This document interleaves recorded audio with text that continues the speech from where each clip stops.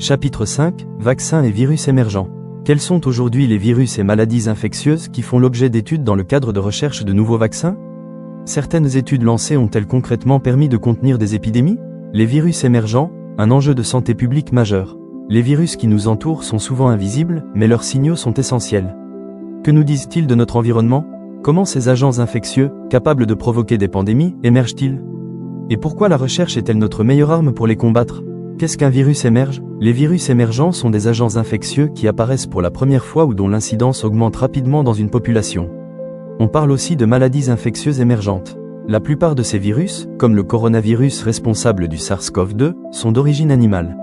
Selon l'Organisation mondiale de la santé, 60% des maladies infectieuses humaines sont des zoonoses, c'est-à-dire des maladies transmissibles de l'animal à l'homme.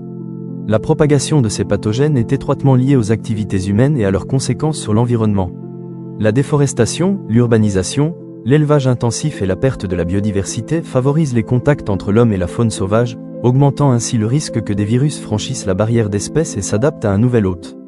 Le changement climatique joue également un rôle en étendant l'aire de répartition de certains vecteurs comme les moustiques et les tiques qui peuvent transmettre des maladies virales comme le dengue ou la maladie de Lyme.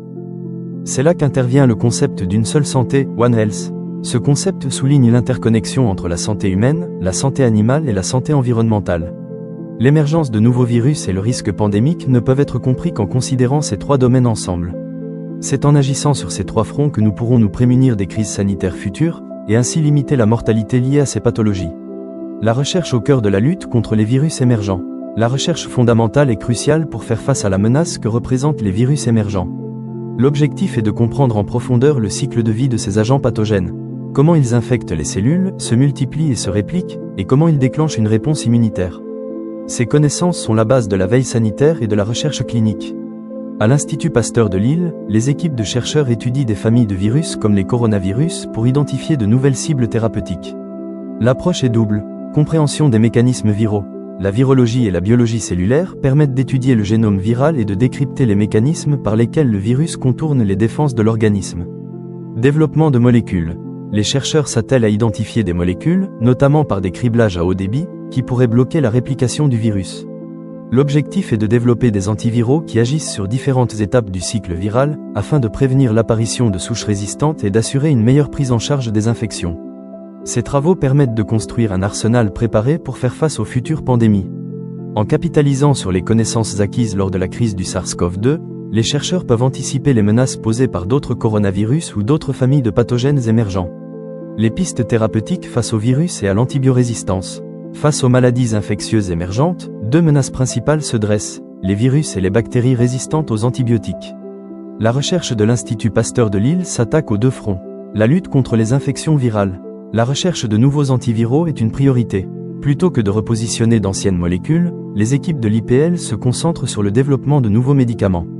L'approche consiste à cibler des fonctions du virus qui sont essentielles et communes à toute une famille virale. Par exemple, l'inhibition d'une protéase partagée par tous les coronavirus permettrait d'agir sur un large spectre de virus, même ceux encore inconnus. Ces avancées ouvrent la voie à des thérapies plus efficaces, qui pourraient venir en complément de la vaccination. L'antibiorésistance, l'autre grande menace. Parallèlement, un autre défi majeur est la résistance croissante des bactéries aux antibiotiques, ce qui complique la prise en charge des infections bactériennes. La tuberculose, par exemple, est une maladie infectieuse mortelle qui montre une résistance inquiétante.